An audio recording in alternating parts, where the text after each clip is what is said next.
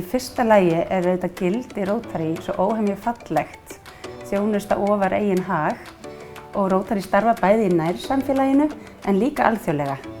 Þátttaka mín í samfélagsverkefnum Rotary hefur veitt mér bara skilning og virðingu fyrir bara margbreytilegu fólki og aðstæðum fólks í samfélaginu. Söfnunin gerist í rauninni gegnum bara aðildarfélagagjaldið og þannig safnast upp heilmikið fé sem við síðan ráðstöfum og ákveðum bara hvernig við viljum ráðstafa á hverju ári.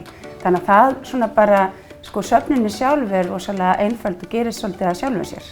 Og það er engin skömm að því að gefa ekki, því að þú ert í Rotary á þínum forsendum. Og það er það sem skiptir svo máli. Það geta verið akkurat þarna, setið þarna og það er bara þú. Og það er Rotary. Við gerum alltaf eitthvað hverju ári og veljum félög sem við styrkjum. Við höfum styrkt fjölmörg félög, það er bara ákveðið hverju sinni og ég held að það sé svolítið hluti af þessu að hver klúbbur tekur svolítið umræðinu þessi samfélagsmál og hvað þeir vilja styrkja.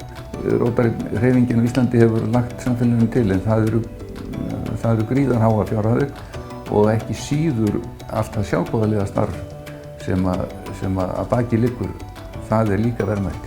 Ég hvet þig til þess að kynna þér starfsemi Rotary-hreyfingarinnar á Íslandi og það er hægt að gera það á heimasíðu Rotary, rotary.is.